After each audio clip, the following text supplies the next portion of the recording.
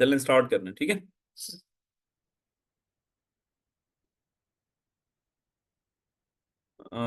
Screen share हो गई आप लोगों से सर?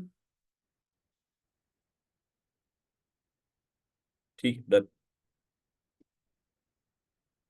चल, देखें हम लोगों ने ये कुछ चीजें थी जो कि आप लोगों से शेयर की थी पाकिस्तान अफेयर्स की। तो मैंने ये किया है कि मैं ना सारी स्लाइड्स एक ही बना रहा हूँ, मतलब एक फाइल आप लोगों के पास पहुंच जाएगी जिसके अंदर है ना रिकैप्टुलेट। रिकैप्टुलेट एक वर्ड होता है,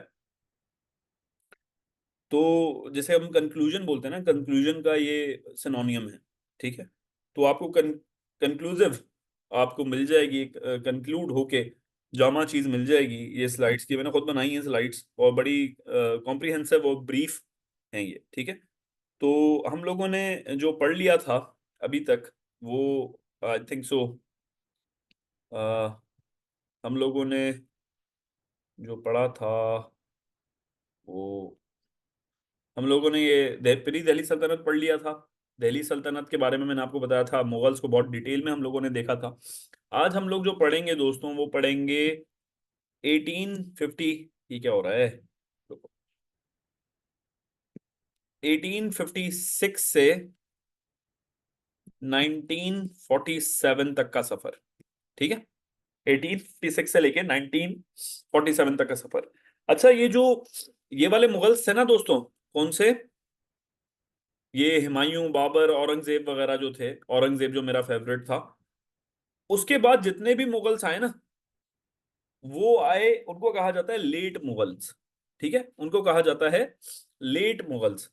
और उनके दौर में जो चीजें हुई वो स्लाइड में मिस हो गई थी, तो मैं आप लोगों को आज एक स्लाइड है यहाँ पर, मैं आप लोगों के सामने रख देता हूँ वो स्लाइड।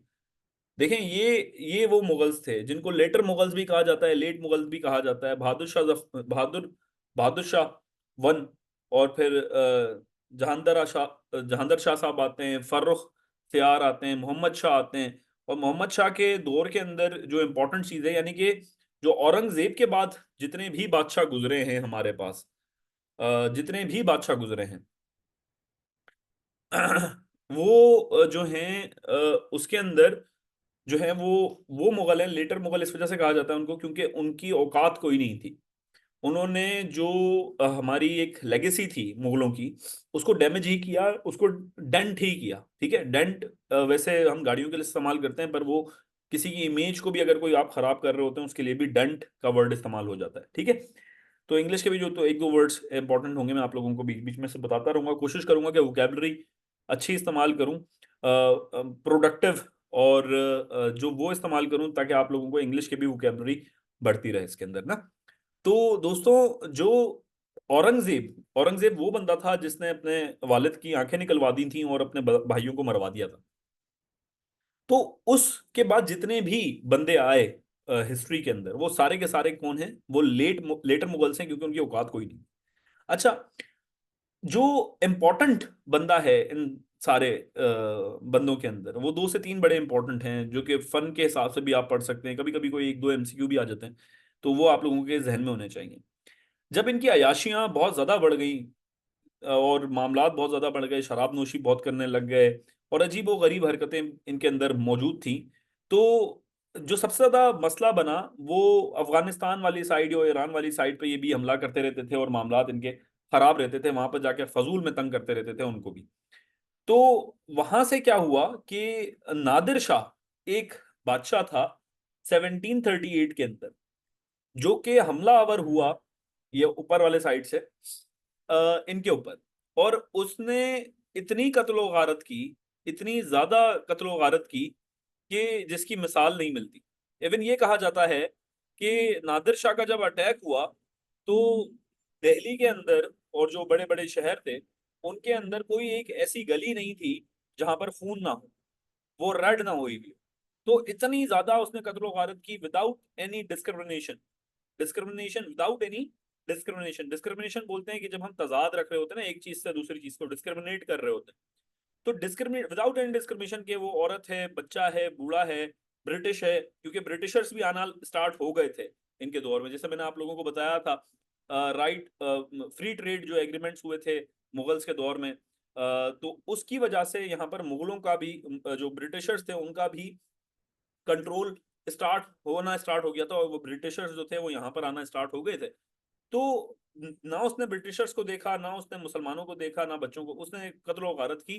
किसने? नादिर शाह ने। और वो सबक सिखाने आया था कि आप लोगों ने अपनी जो लेवल है उसी के अंदर रहना है, और आप लोगों ने हमारे इलाकों में जाके बदमजगी नहीं करनी और प्रॉब्लम नहीं करनी। ठीक हो गया। तो ये जो इम्पोर्टेंट बादशाह है यहाँ पर, एक किसके दौर में आया था? ये मोहम्मद शाह के दौर में आया था। और कौन आया था? नादिर शाह आया था। ठीक है। तो ये दो चीजें हैं जो कि ये लेटर मुगल के अंदर पूछी चली जाती हैं, और ये इंपॉर्टेंट है, ये आप लोगों को पता होना चाहिए। ठीक हो गया। इसके बाद जो आखिरी बादशाह है उसको भी आपने थोड़ा बहुत याद रखना है कि उसका जो दौर था 1837 से लेके 1857 का, बहादुर शाह जफर का, वो बहुत इंपॉर्टेंट है। और बहादुर शाह जफर की जब एंड हुई, तो जब वो सुबह नाश्ता के लिए बादशाहों के पास ट्रे आती थी, तो जब वो ट्रे वहां पर आई गई, उसके पास लाई गई बहादुर शाह जफर को, वो 1857 की मैं बात बता रहा हूँ, जब रिवॉल्ट हो गई और सारे जो मुगल सल्तनत थी उसका तख्ता खत्म हो गया और मामला खत्म हो गए। तो क्या हुआ कि उसको ट्रे जब दी गई, तो उसमें जैसे उसने वो पर्दा हटाया उस ट्रे का, तो वो चीख मार के ना रोने लग गया। उसकी हालत बिगड़ गई, क्योंकि उसके अंदर, उस ट्रे के अंदर जो शहजादे और शहजादियां थी मुगल्स की, उनके सर रखे हुए थे।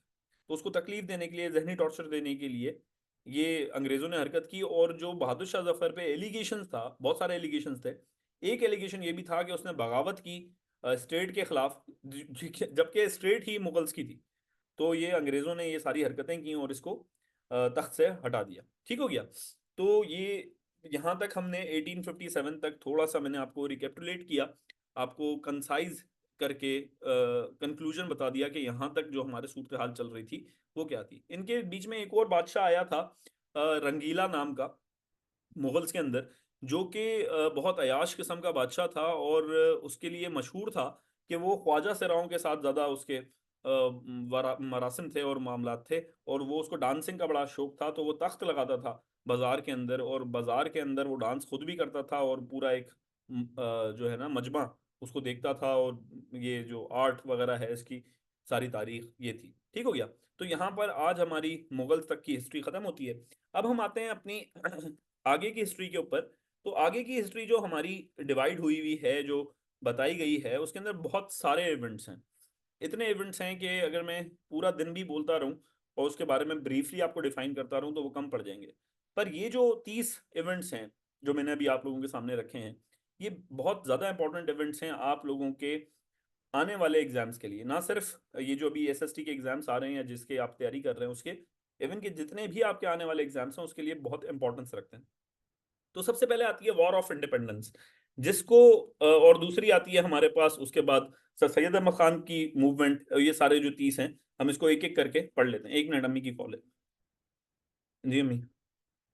हाँ पढ़ा रहा हूँ। नहीं, मैं बाद में खाऊंगा, अभी पढ़ा रहा हूँ। तो ये सीन है। ठीक हो गया। अच्छा, वॉर ऑफ इंडिपेंडेंस को दो तीन लफ्जों में कहा जाता है, जिसके अंदर मंगल पांडे, जिसने अगर मूवी देखी हो, तो मंगल पांडे भी इसी रिवॉल्ट का एक हिस्सा थे। रिवॉल्ट के अंदर एक किरदार अदा किया था। रिवॉल्ट बोलते हैं, म्यूटिनी बोलते हैं, म्यूटिनी बोलते हैं बगावत को। ठीक है। रिवॉल्ट भी इसी की तर्ज अमल का एक वर्ड है। वॉर, एक वॉर जब डिक्लेयर होती है जब दो स्टेट आपस में लड़ रही हो। रिवॉल्ट या म्यूटिनी जिसको, उसको कहा जाता है म्यूटिनी खास तौर पे, जब किसी एक मुल्क के अंदर, किसी एक गवर्नमेंट के अंदर कुछ दंगे स्टार्ट हो जाएं और जो के लोग बागी हो जाएं और बागी हो के अपनी गवर्नमेंट के खिलाफ ही काम करने लग जाएं, तो उसको हम रिवॉल्ट या म्यूटिनी बोलते हैं। ये बात फर्क आपके जहन में हो। और बफर स्टेट एक और इंपॉर्टेंट वर्ड है मेरे जहन में, आगे मैं बता दूं। बफर स्टेट उस स्टेट को कहा जाता है जो कि वैसे ये इस टॉपिक से रिलेटेड नहीं है, जहन में आ गया इस वजह से बता रहा हूँ। बफर स्टेट उस स्टेट को कहा जाता है जहां पर वॉर एक्चुअल ना हो। दो बड़े जाइंट्स किसी एक जगह पे अगर लड़ रहे हो, जैसे अफगानिस्तान है, वो बफर जोन है, क्योंकि रशिया और अमेरिका जो है वो अफगानिस्तान में लड़ रहे होते हैं। तो वो बफर स्टेट कंसिडर किया जाता था। और ये मैंने क्यों बताई बात, क्यों वो इस वजह से बताई कि जो इंडिया है हमारा, और जो सब कॉन्टिनेंट था, वो कहीं ना कहीं किसी एक जाविये से वो जो था वो एक बफर स्टेट के ही तौर पे आप कह सकते हैं। उसकी वजह यह है कि जब वर्ल्ड वॉर 1 हुई और मामला, तो ये आगे मैं आप लोगों को पढ़ाऊंगा, सिर्फ मैं बफर स्टेट का कॉन्सेप्ट समझाने के लिए बता रहा हूँ। तो उनको ये डर था कि ये जो ये वाला हमारा एरिया है, ये एज अ बफर स्टेट ना इस्तेमाल होने लग जाए, ठीक है। इवन के उनके जो बफर स्टेट का प्योर कॉन्सेप्ट है वो तो यही है कि जी जो उस गवर्नमेंट के अंडर ना हो और उस जगह लड़ाई हो दो पावर्स की, उसको हम बफर स्टेट कहते हैं। खैर ये एक अलग टॉपिक है। अच्छा, रिवॉल्ट की हम बात कर रहे थे, 1856 की रिवॉल्ट की। 1856 का जो रिवॉल्ट है दोस्तों, उसके रीजंस बहुत सारे हैं। वो रीजंस मैं कुछ आपको बताऊं, जैसे आप लोगों ने वो उस मूवी के अंदर भी देखा होगा कि वो सुअर और जो गांव काव है, गांव बोल रहा हूं मैं भी, उसका जो मिक्सचर था, उसकी जो चर्बी थी, उससे कारतूस बनते थे, उस मूवी के अंदर दिखाया है। वो आप लोग देखें जरूर, बहुत अच्छी मूवी है। एक तो हिस्ट्री भी आपकी इंप्रूव हो जाएगी और वो मूवी भी बड़ी अच्छी है, मंगल पांडे। ऐसे ही आपने लगान का सिस्टम, लगान मूवी देखी होगी, मैं मूवी से समझा रहा हूँ, मैं आपको फिर टॉपिक पे भी बताऊंगा कि जो ब्रिटिशर्स थे, उनका जो टैक्स सिस्टम था वो बहुत कॉम्प्लेक्स था। कॉम्प्लेक्स क्या, उन लोगों ने बहुत जुल्म किया हुआ था कि वो यहाँ से, इंडिया से रॉ मटेरियल लेते थे। रॉ मटेरियल यहाँ से लेते थे। रॉ मटेरियल से मुराद है कि गंदुम ले ली, रॉ मटेरियल से मुराद है आपका चावल उठा लिए, रॉ मटेरियल से मुराद है आपकी कॉटन उठा ली, और उसको रिफाइन करके दोबारा यहीं पे लाके उसी से डबल टैक्सों में लाके यहाँ पर फरोख्त करते थे, ठीक है। तो यानी कि जो आज भी वो कर रहे हैं, एक टाइप था उनका, ठीक है। पर उसके ऊपर टैक्स जो लगता था वो इसी जो आबादी थी, जो हिंदुस्तान की आबादी थी, जो हिंदुस्तान के लोग थे, वो उसी से कलेक्ट करते थे। मतलब मटेरियल भी उनका है, रॉ मटेरियल उनका है, एक्सपोर्ट किया, फिर इंपोर्ट करने पे जब दोबारा से इंपोर्ट कर रहे हैं तो जो उसका टैक्स पे कर रहे हैं वो भी इन्हीं से ले रहे हैं। आई होप मेरी बात समझ में आ रही है। आवाज कम आ रही है आप लोगों को मेरी? आवाज कम आ रही है? आवाज कम आ रही है किसी को? माइक लगा लूं क्या मैं? माइक का चला गया है यार, माइक में से ढूंढना पड़ेगा यार। ये आज सफाई की है घर वालों ने, तो वो सारा इधर उधर कर दिया है सिस्टम, ठीक है। तो मेरे ख्याल में क्लियर है। तो ये जो सिस्टम था टैक्स कलेक्शन का, वो बहुत अजीबो गरीब था, ठीक है। जिसकी वजह से, एक मिनट में माइक लगा लेता हूँ, मिलिए।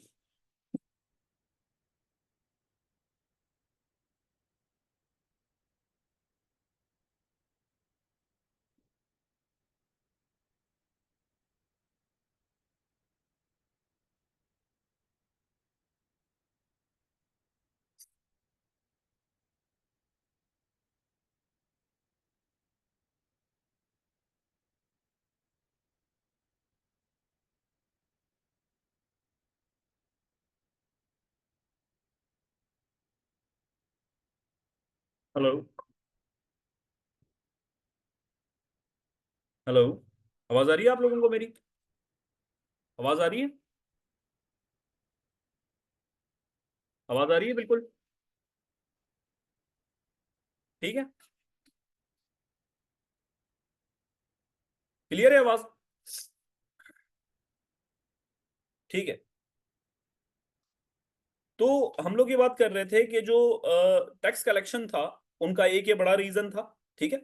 दूसरा, अच्छा, कोई भी आप एग्जाम देना तो उसकी मैं एक टिप आप लोगों को बता रहा हूँ, बहुत इंपॉर्टेंट टिप बता रहा हूँ, कि उसको ना, जब भी आप पेपर अटेम्प्ट किया करें या जब भी कोई ऐसा सीन हो आपके साथ, तो आप है ना, किसी भी टॉपिक को 2 से 3 चीजों में डिवाइड कर लें। पहला आ जाता है इकोनॉमी, ठीक है। इकोनॉमी देखें कि उसकी क्या कंडीशन थी। स्पेलिंग थोड़ा सा ध्यान में रखिएगा आप, जो मैंने लिखी है ये यहाँ पर, पेन इसका इतना अच्छा नहीं है कि मैं प्रॉपर लिखूं। इकोनॉमी। दूसरा आपका सोशल आ जाता है, ठीक है, सोशल इश्यूज। तीसरा आपका आ जाता है क्या, सोशल, इकोनॉमिक, पॉलिटिकल, ठीक है। ये 3 4 ऐसे चीजें हैं जो कि हर एक टॉपिक के अंदर बड़ी इंपॉर्टेंस रखती हैं। कोई भी आप टॉपिक पढ़ें तो ये 3 से 4 जो चीजें हैं, इनको जहन में रख के तोड़ तोड़ के पढ़ा करें, उसके लिए आसानी हो जाती है। तो मैंने आप लोगों को बताया कि जो इकोनॉमिकल इशू हैं, जो उनका टैक्स वगैरह था, वो बहुत ज्यादा था, इस वजह से ये रिवॉल्ट हुई, ये बगावत हुई। सोशल, मैंने आप लोगों को बताया कि वो जो उनकी बेसिक वैल्यूज थी लोगों की, उसके खिलाफ जाके वो लोग काम करते थे, ब्रिटिशर्स। तो इस वजह से ये रिवॉल्ट हुई। जैसे मैंने आपको गांव और उसकी सुअर और चर्बी की एग्जांपल दी, गांव उसकी काऊ की, कि वो यूज कर रहे थे, जबकि आपको पता है कि हिंदुओं के जो नजदीक है वो काऊ बहुत इंपॉर्टेंट है, और जो मुसलमान है उसके लिए सुअर बहुत हराम है। तो ये दोनों चीजें उन्होंने इसकी परवाह नहीं की, और जबकि ब्रिटिशर्स इससे कोई फर्क नहीं पड़ता उनको। तो ये सोशल उनकी हो गई। अब पॉलिटिकल जो थी वो ये थी कि जो पॉलिटिकल रिप्रेजेंटेशन थी वो जीरो थी, वो डोमिनेंट बिहेवियर था। बहुत सारी आपने जगहों पे पढ़ा भी था और आप लोगों ने सुना भी होगा कि जब उनकी पार्टीज वगैरह होती थी तो वहां पर वो लिखते थे, क्या लिखते थे, कि Indians and dogs are not allowed. तो ये जो बिहेवियर था, पॉलिटिकल जो बिहेवियर था, वो भी उनका कोई अच्छा नहीं था। तो ये सारी चीजें देखने के बावजूद, ठीक है, लोग जुल्म बर्दाश्त कर रहे थे, जबर बर्दाश्त कर रहे थे। फिर ये रिवॉल्ट हुई, जिसके बिना पे ये रिवॉल्ट हुई, जिसको हम कहते हैं 1856 की रिवॉल्ट, जिसके अंदर बहुत सारे जो थे बंदे, झांसी की रानी हो गई आपकी, मंगल पांडे हो गया, बहादुर शाह जफर हो गया, ये सारे के सारे जो हैं इसके अंदर शामिल थे। पर ये जो है ये कोई सक्सेसफुल स्टोरी नहीं रही। उसकी एक सबसे बड़ी रीजन ये थी कि जब ये लड़ाई लड़ी गई तो जो हिंदू थे या जो मुस्लिम थे, उनका कोई एक लीडर मौजूद नहीं था। वो कोई एक ऐसी प्रॉपर मैकेनिज्म नहीं था उनके पास जिसके थ्रू वो प्रॉपर एक स्ट्रक्चर्ड आर्मी को, जो ब्रिटिशर्स थे उनकी एक स्ट्रक्चर्ड आर्मी थी। तो जी मैं अभी ये क्लास बंद करता हूँ, केमिस्ट्री की क्लास स्टार्ट करते हैं अभी। ठीक है वजीहा। तो क्या हुआ कि जो जो ये वॉर थी यार ना क्या करो ना डिस्टर्ब, ठीक है, जो काम जिस वक्त हो रहा हो ना वो उस वक्त होने दिया करो ठीक है। तो ये सीन था, ठीक है। तो स्ट्रक्चर ना होने की वजह से, लिंक आया हुआ है, तो जो साइंस कैटेगरी वाले हैं वो जाए ना उधर। ये तो आपकी उसकी क्लास है, जर्नल वालों की ये क्लास। ठीक है, ये वैसे भी मैं अपलोड कर दूंगा अगर आपको पाकिस्तान स्टडीज पढ़ने का शौक है तो क्या हुआ कि जो रिवॉल्ट थी हमारी वो इस वजह से फेल हुई। इसके और भी बहुत सारे रीजंस हैं पर वो हमसे पूछे नहीं जाते हैं, बस ये पूछा जाता है कि ये वॉर कब हुई, तो 1856 के अंदर वॉर हुई। थोड़ा कॉन्सेप्ट डेवलप करने के लिए मैंने आप लोगों को इतनी डिटेल बता दी। अच्छा, एक और बड़ा इंसिडेंट हुआ यहाँ पर। यहाँ पर जो ईस्ट इंडिया कंपनी थी वो खत्म हो गई। ईस्ट इंडिया कंपनी खत्म हो गई। वो क्यों खत्म हुई कि 1856 से पहले जो दबाव रखा जाता था इंडियंस के ऊपर, वो डायरेक्ट गवर्नेंस नहीं होती थी। डायरेक्ट गवर्नेंस नहीं होती थी। जो ब्रिटिशर्स थे वो एक कंपनी यानी कि एक सौदागर बन के यहाँ पर रूल करते थे, जिनको कहा जाता था ईस्ट इंडिया कंपनी। पर जैसे ही 1856 की वॉर हुई, इन्होंने बोला नहीं जी, ये अब हम वॉर नहीं, हम एज अ ट्रेडर नहीं, हम एज अ मालिक यहाँ पर काम करेंगे अब।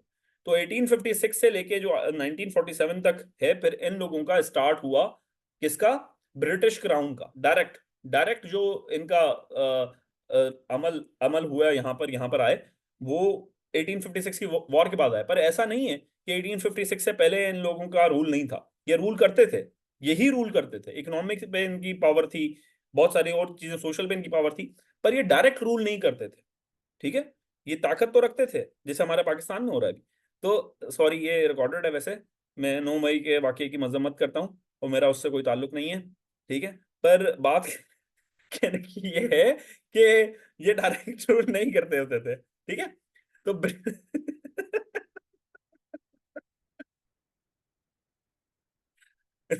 तो ब्रिटिश क्राउन ब्रिटिश क्राउन जो है वो डायरेक्ट इम्प्लीमेंट करने लग गया है। हम सही हो गया।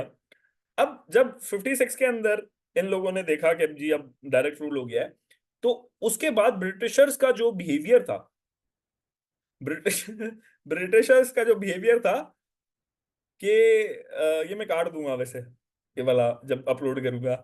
तो ब्रिटिशर्स का जो रोल था वो क्या देखा जाता था, कि जो मुस्लिम्स है ना वही फसाद की जड़ है। उसकी एक रीजन थी। उसकी रीजन ये थी कि जो मुस्लिम थे ना वही लीडर्स थे, और उन्हीं से जो सल्तनत थी वो छीनी गई थी, क्योंकि बहादुर शाह जफर वाले सारे मुस्लिम थे। तो ब्रिटिशर्स का ये एक दिमाग था कि ये जो सारा मसला हुआ है, ये जो रिवॉल्ट की है लोगों ने, वो, जी जी मैं एडवोकेट हूं पर मैं प्रैक्टिसिंग एडवोकेट नहीं हूं। ठीक है। तो ये जो सारी मसला हुआ है वो उसके पीछे मुसलमान हैं, ठीक है। तो ये सीन बना।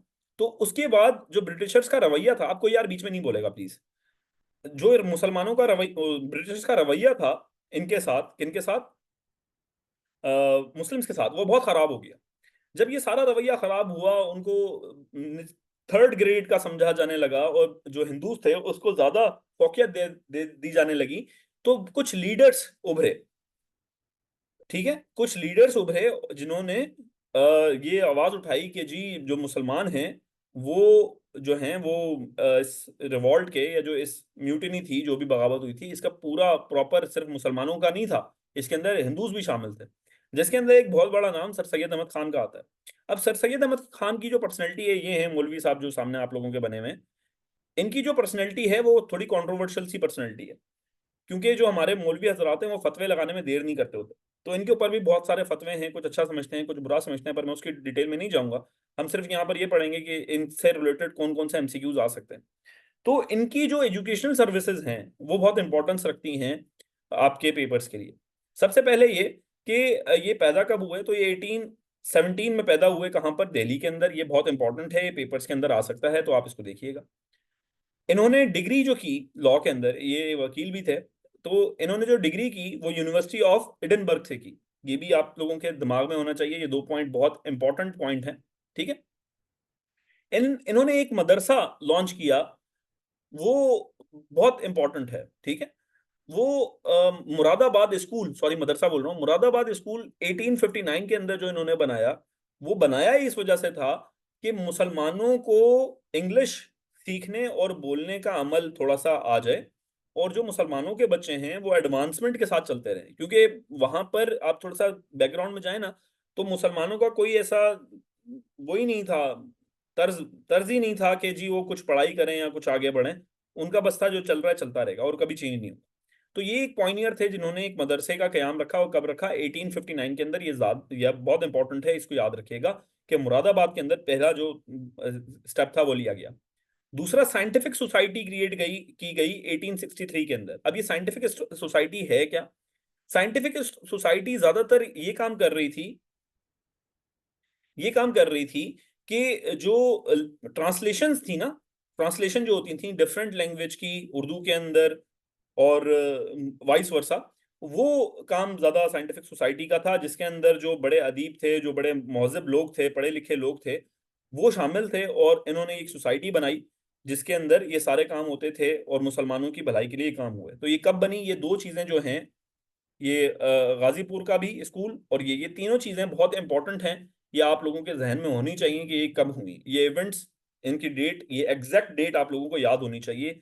ये याद किए बगैर पेपर देने मत जाना, ये पेपर में एग्जैक्ट आती हैं, ठीक है, एग्जैक्ट ये तीनों डेट, 1859, 63 और ये मोहम्मदन एंग्लो ओरिएंटल कॉलेज जो है, MAO जिसको बोलते हैं, मोहम्मदन एंग्लो ओरिएंटल कॉलेज।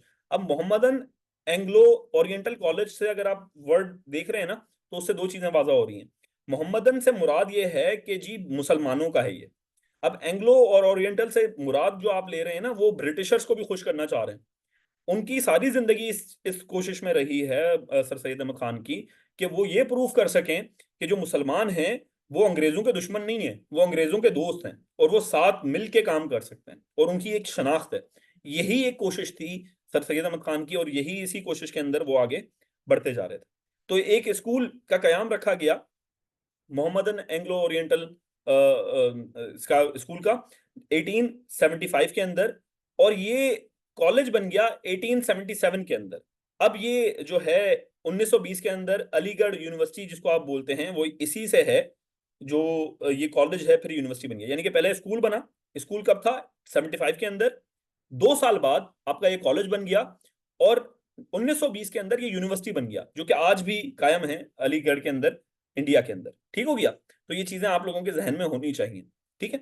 अब बात कर लेते हैं कि जो इनकी और खसूसियात हैं, या जो इन्होंने और काम किए मुसलमानों के लिए। तो एक कॉन्फ्रेंस हुई 1886 के अंदर, इन्होंने उसके अंदर भी पार्ट लिया और मुसलमानों का जो दिफा था वो किया।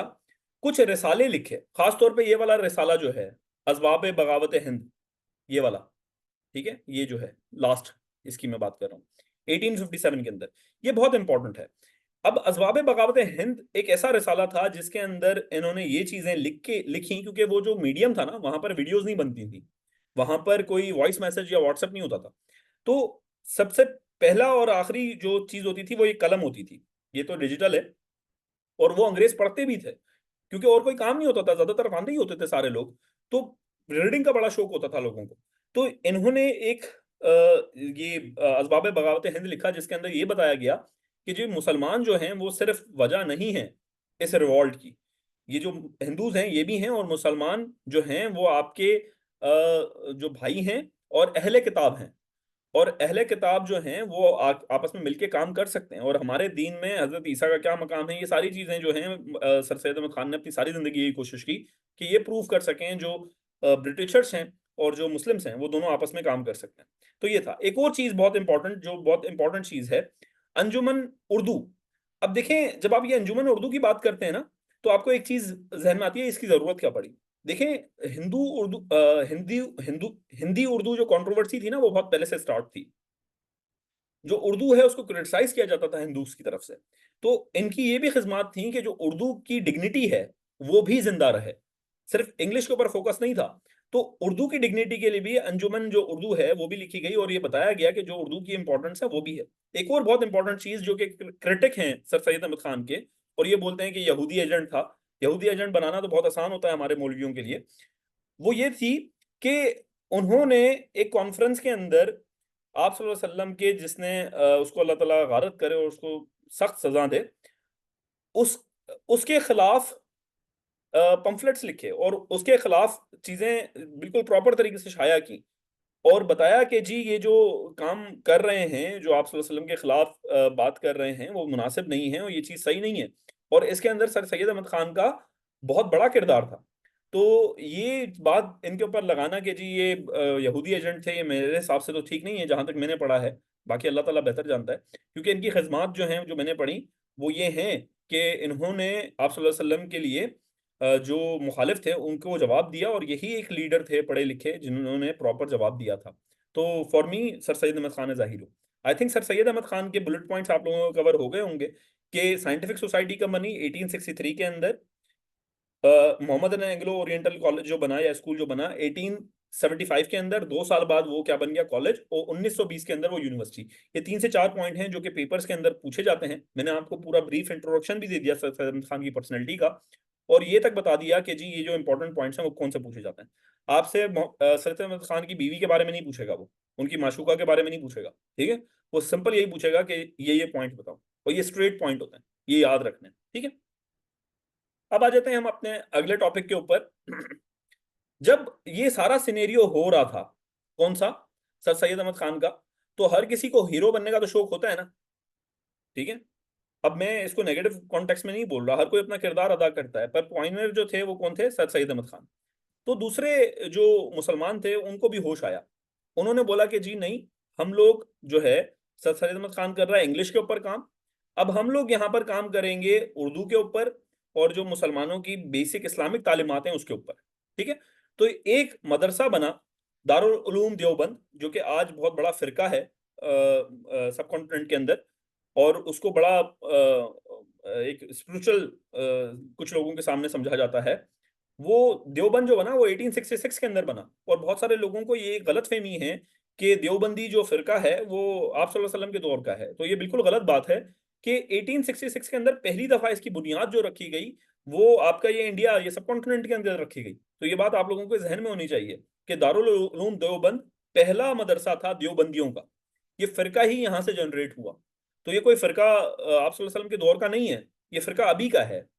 आप समझ रहे हैं मेरी बात, इसको 200 साल तकरीबन हुए हैं कि ये फिरका, 200 साल नहीं, तकरीबन 150 साल तकरीबन हुए हैं कि ये फिरका नमूदार हुआ है। देवबंद का वर्ड जो है, देवबंदी का वर्ड जो है वो नमूदार हुआ है, ठीक है।